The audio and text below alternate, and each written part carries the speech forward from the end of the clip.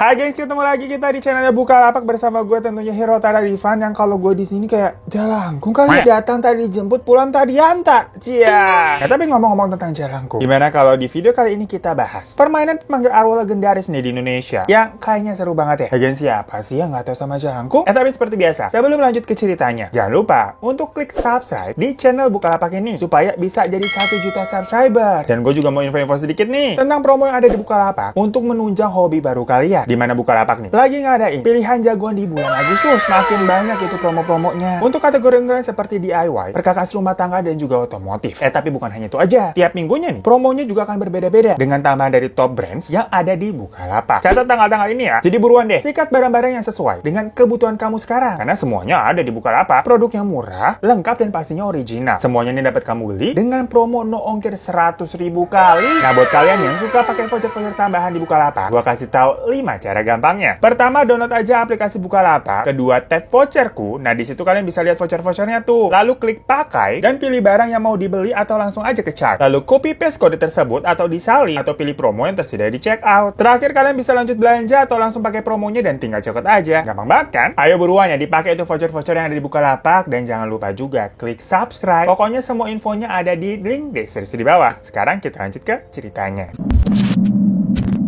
Gengs, gue yakin dari kalian rata-rata pernah deh mainin namanya permainan ini. Dimana ini kan mainannya gak cuma dimainin sama orang-orang tempo dulu aja, tapi kayaknya anak zaman milenial sekarang juga masih suka nyobain. Buktinya sampai sekarang masih banyak tuh film-film horor yang mengangkat tema dari permainan jalangkung ini. Dimana permainan legendaris Nusantara yang bersifat ritual supranatural. Umumnya memang permainan itu digunakan sebagai ritual untuk memanggil makhluk halus. Nah, media yang digunakan untuk menampung makhluk halus itu biasanya terbuat dari tempurung kelapa yang didandani itu pakai pakaian gitu, pakai baju dan bergagang batang kayu. Asal penggunaan istilah jalangkung itu diduga berhubungan dengan sebuah kepercayaan tradisional Tionghoa, di mana ritual ini adalah ritual yang terkait dengan adanya kekuatan dewa Chan Langgong dan Cai Lanse yang dipercaya sebagai dewa pelindung anak-anak. Permainan Cai Langgong itu juga bersifat ritual dan dimainkan oleh anak remaja di Tionghoa saat festival rembulan. Dalam ritual Cai Langgong, dewa itu dipanggil agar masuk ke sebuah boneka keranjang yang tangannya dapat digerakkan. Pada ujung tangan boneka tersebut dikaitkan sebuah alat tulis yang biasanya itu adalah kapur. Boneka tersebut juga dihiasi dengan pakaian manusia, dikalungi kunci, dan dihadapkan ke sebuah papan tulis. Saat boneka itu terasa menjadi lebih berat, itulah pertanda bahwa boneka itu telah dirasuki dewa. Jawaban-jawaban dari pertanyaan yang diajukan akan dituliskan oleh boneka tersebut yang telah berisi dewa di papan tulis yang sudah disediakan. Nah, diduga ritual Cai Langgong kemudian diserap ke dalam bahasa Indonesia menjadi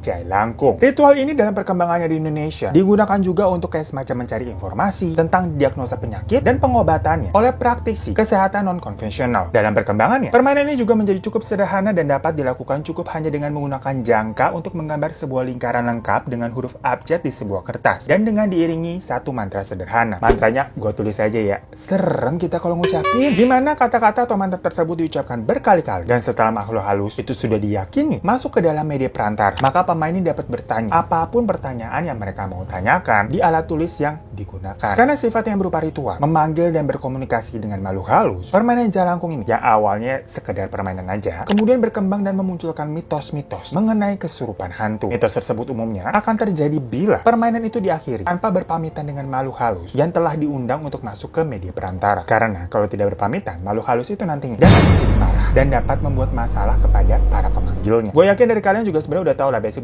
dari permainan ini dan mungkin ada yang pernah mencobanya juga. Banyak yang gagal, tapi banyak juga yang seperti berhasil. Ya walaupun maksudnya itu nggak tahu geraknya adalah gerak beneran karena hantu atau digerakin teman sendiri. Namun dari situ banyak cerita-cerita mistis yang mulai bermunculan. Dimana ada cerita dari seorang laki-laki yang sewaktu SMP dia melakukan permainan jalangkung ini. Karena pada zaman itu lagi naik daun tuh yang namanya film Jalangkung Pertama. Nah kebetulan dia memang sering main jalangkung abis itu sama teman-teman kompleknya. Tapi setiap dia main jalangkung itu nggak pernah ada kayak kejadian-kejadian yang aneh. Ya pokoknya semuanya normal-normal aja, nggak ada yang gerak. Jadi intinya setiap main gagal terus lah. Sampai dia sudah tidak percaya dan menganggap kalau semuanya cuma tipu-tipu belaka. Tapi akhirnya ada satu kejadian yang membuat dia merasa sangat ketakutan karena telah bermain jalangkung. Ceritanya dimulai sewaktu ada tetangganya yang meninggal dunia karena mengalami kecelakaan. Cerita yang bikin sedih adalah tetangganya bernama Pak Dodi itu kecelakaan sewaktu dia pulang lembur dari kerjanya dan membawa sebuah kado untuk anak keduanya yang baru mau berulang tahun. Nah gara-gara kecelakaan itu, motor Pak Dodi ini rusak parah. Wajahnya juga hancur karena ditabrak truk. Bahkan si Pak Dodi ini tuh terlempar sampai ke pinggir jalan raya. cuman kado yang dibawanya itu berhasil selamat atau tidak rusak. Nah, semasa hidupnya Pak Dodo ini memang ramah. Siapapun yang ditemuinya itu bakal disapanya dengan senyum. Nah, seperti biasa, kebiasaan orang meninggal pada umumnya pasti dilakukan yang namanya tahlilan dong. Akhirnya si Mas Al ini nyempetin untuk datang ke tahlilan di hari ketiga meninggalnya Pak Dodi. Setelah selesai tahlilan di rumahnya Pak Dodi, Mas Al diajak nginap di rumah teman yang posisinya itu ada di sebelah rumahnya Pak Dodi. Nah, temannya Al yang namanya Rizky ini itu bilang kalau dia takut sendirian karena orang tuanya sedang pada pergi. Sebenarnya temannya Mas Al itu sudah sering ditinggal. Cuman karena ada tetangganya Pak Dodi yang baru meninggal, si Rizky ini jadi semacam parno lah. Singkat cerita, nginep dia tuh Mas Al sama teman-temannya, pokoknya rame-rame. Ya namanya juga masih ABG ya. Walaupun jiwa-jiwanya takut, tetap aja penasaran gimana mereka ini berinisiatif untuk main jalangkung. Karena mereka kayak pengen merasakan kayak sensasi horor yang sering diceritakan orang-orang. Jadi penasaran lah. Mungkin karena biasanya kemarin-kemarin kan mereka ini mainnya itu seringnya sore-sore dan tidak ada apa-apa. Jadi mereka ini ide untuk melakukannya di tengah malam. Kali-kali aja, kali ini berhasil. Sebelum main jalangkung, mereka menyempati nonton film Jalangkung pertama tuh, biar horornya bisa semakin dapat. Tapi baru nonton beberapa menit aja, Mas Al udah ngantuk. Karena dia ini kebetulan habis minum obat flu. Si Mas Al ini akhirnya memilih untuk tidur, tapi dia minta dibangunkan tengah malam untuk barengan main jalangkungnya. Sesuai rencana mereka di awal kan. Pas lagi anak-anaknya tidur, Mas Al ngerasa kayak ada yang ngebangun dia. Tapi pas dia bangun, kondisi ruangan udah gelap banget. Semua lampu di rumah itu mati, dan tidak ada satupun orang di kamar tersebut. Cuma terdengar ada suara sayup-sayup teman-temannya itu berkata-kata memanggil mantra jalangkung. Ritual pemanggilan jalangkung itu menggema di ruang tengah dan diulang berkali-kali. Mas Al akhirnya keluar dan melihat keempat temannya sedang membuat lingkaran. Di tengah-tengahnya sudah ada lilin dan boneka jalangkung yang terpasang. Nah, si Mas Al ini sebenarnya agak bingung kok tumben-tumben ini temannya melakukan permainan jalangkung niat banget pakai boneka. Karena sebelum-sebelumnya biasanya pakai lilin aja. Dan dari mana pula itu bonekanya. Pas lagi ngeliatin gitu, tiba-tiba temannya yang bernama Rian memanggil kayak, "Al sini, tadi udah 2 kali loh ada sesuatu, tapi ya pergi lagi, kamu harus lihat deh. Tadi kita udah coba bangunin kamu, tapi kamu nggak bangun-bangun." Ya udah, akhirnya mereka mulai lagi tuh membaca mantranya rame-rame. Tiba-tiba terdengar tok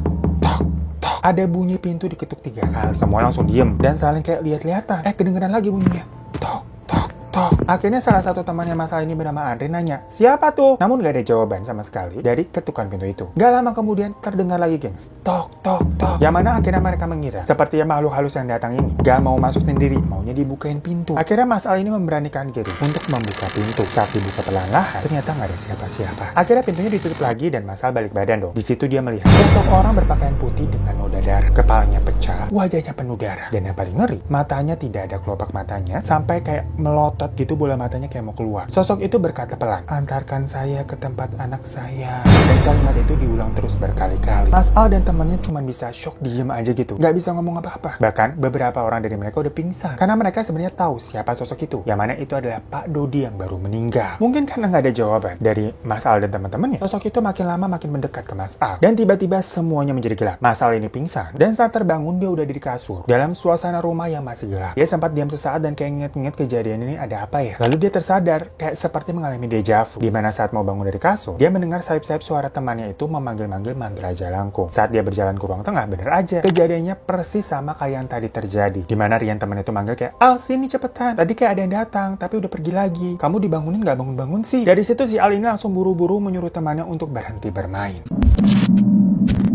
Pengalaman bermain jalangkung lainnya dialami langsung oleh anda namanya Mas Yaya, dan kejadiannya terjadi sehari menjelang Hari Raya Idul Adha, tepatnya pada malam Lebaran. Saat malam Lebaran itu, biasanya masjid kan dipenuhi oleh warga, baik yang ikut takbiran maupun orang-orang yang sekedar seliweran aja untuk ngeliatin hewan kurban. Nah, beberapa pemuda, termasuk Mas Yaya ini, bertugas menjaga hewan-hewan kurban. Untuk mengisi waktu dari kejenuhan, Mas Yaya dan beberapa temannya ini coba-coba main jalangkung. Dan inilah yang mungkin disebut kualat. Di malam takbiran bukan ibadah tapi malah main jalangkung. Awalnya sih memang tidak terjadi apa-apa. Setelah dipanggil beberapa kali, jalangkung yang mereka mainkan tidak hidup atau tidak ada gerakan. Mas Yaya dan teman-temannya cuma bisa ketawa aja dan menganggap hal itu sebagai lucu-lucuan. Nggak lama ada temannya Mas Yaya lagi nih datang. Namanya Jono. Nah, Jono ini memang katanya sering kesurupan di kampungnya. Karena ya ini Jono tipe-tipe anaknya indigo. Yang nggak tahu pura-pura atau beneran ya. Yang jelas memang terlihat Jono ini suka bicara sendiri. Kayak suka berinteraksi dengan hal-hal yang tak kasat mata. Malam itu Jono datang dengan berpakaian serba hitam. Lalu dia duduk di dekat Mas Yaya dan teman-temannya. Pas Jono lihat peralatan jalangkung, si Jono ini langsung nyeletuk. "Tadi pada main jalangkung ya? Pasti arwahnya nggak datang. Cara kalian main salah sih. Arwah dan jin itu tuh punya nama seperti kita. Harus disebut namanya supaya arwahnya datang," kata si Jono tuh kayak gitu. Akhirnya dipanggillah sebuah nama sama si Jono. Mas Yaya kebagian megang jalangkung. Nah di situ Mas Yaya ini mulai merasa jalangkungnya tuh seperti berat dan bergerak-gerak sendiri. Awalnya Mas Yaya dan seorang teman lain yang memegang jalangkung itu nggak percaya bahwa arwah yang dipanggil telah datang. Tetapi Jono sama sekali nggak menyentuh jalangkungnya loh gengs. Itu berarti jalangkungnya gerak sendiri, bukan digerakin sama si Jono. Tiba-tiba pas lagi berat-beratnya, beberapa anak-anak dan ibu-ibu di sekitar situ teriak karena ternyata ada seekor sapi yang lepas. Spontan Mas Yayan dapat tugas jagain hewan kurban, melepas jalangkung yang lagi dia mainin tuh, dan ikut mengejar sapi yang terlepas. Teman-temannya juga ngikut, cuman Jono aja yang tadi masih di tempat, gak bergerak sama sekali. Ngelihat orang-orang pada lari, si Jono sempat teriak, jangan dilepas, ulangin dulu ini kalimatnya. Tapi si Mas Yayan ini gak mempedulikan omongan si Jono. Dia merasa hewan kurban yang lepas itu adalah tanggung jawab prioritas. Nah, setelah sapi tadi tuh berhasil ditangkap, Mas Yayan kembali tuh ke tempat tadi bermain. Tapi si Jono udah gak ada di situ, cuman tinggal si jalangkung dan peralatan pemanggil arwahnya aja yang ditinggalin masih berantakan. Tapi waktu itu Mas Yayan melihat tidak ada yang aneh. Besoknya pas mau sholat Id, Mas Yayan kok merasa kayak mukanya itu lebih bercahaya. Tapi anehnya pas pulang sholat, dia ngerasa kayak di pundak itu kayak berat banget, kayak menggendong sesuatu gitu. Nah, dari situ Mas Yayan mikir, wah kayaknya ada yang nggak beres nih. Pergilah si Mas Yayan ke rumah Jono buat mencari tahu sebenarnya apa yang terjadi. Nah, kata si Jono, arwah yang dipanggil pada malam itu masih menempel di tubuhnya Mas Yayan. Dimana arwah itu marah karena dia dipanggil, tapi nggak dipulangkan secara layak. Jadi kayak dianggurin, bahkan hanya dilempar ke tanah gitu. Tapi kabar baiknya, kata si Jono, arwah itu tidak mengganggu dalam wujud yang nyata atau wujud yang seram. Cuman kabar buruknya adalah Jono cuma bisa manggil doang, tapi nggak bisa ngusir. Akhirnya Mas Yayan berinisiatif untuk minta tolong ke seorang tokoh agama. Lalu di sana dia disuruh mengambil air wudhu dan sholat secara berjamaah. Setelah itu dia juga dibacakan beberapa surat dan meminum air putih yang telah diberi doa. Beberapa saat kemudian, bener loh, tubuh Mas Yayan ini mulai terasa ringan. Nggak ada lagi perasaan berat gitu di pundaknya. Merasa sudah baik kan, dia pulang ke rumah. Tapi saat tidur, abis itu kebangun besok harinya, rasa berat di pundak itu muncul lagi, malah tambah nggak enak. Tapi itu akan kembali hilang setelah dia ini kembali ke pemuka agama tadi. Namun kejadiannya gitu lagi, gengs. Abis dia pulang ke rumah, tidur, bangun-bangun, pegelnya itu muncul lagi. Akhirnya Mas Yayan ini memberanikan diri untuk bercerita apa yang terjadi kepada ayahnya. Karena selama ini sebenarnya dia takut cerita tuh. Soalnya bapaknya pasti marah kalau tahu anaknya main jalangkung. Setelah cerita ke bapaknya, ya bener, dia dimarahin. Tapi habis itu bapaknya nih manggil orang lagi yang katanya bisa ngobatin. Tapi waktu itu orangnya datang, dia langsung pamit pulang, bilang nggak sanggup. Soalnya katanya jin atau arwah yang nempel pada tubuhnya Mas Yayan ini ada ribuan, gengs. Mereka merupakan anak buah dan pengawal dari sosok yang dipanggil sewaktu bermain jalangkung, di mana mereka semua merasa tersinggung dan murka karena tidak dipersilakan untuk pulang dengan cara yang baik, melainkan dibuang aja ke tanah. Dari situ akhirnya bapaknya ini mencari orang yang bisa menyembuhkan anaknya ini. Sampai akhirnya Mas Yayan ini menjalani ritual berbulan-bulan untuk mengusir satu persatu arwah dan jin yang menempel pada tubuh anaknya. Setelah kurang lebih 8 bulan, barulah Mas Yayan ini bisa merasa hidup normal dan punggungnya sudah tidak terasa berat lagi.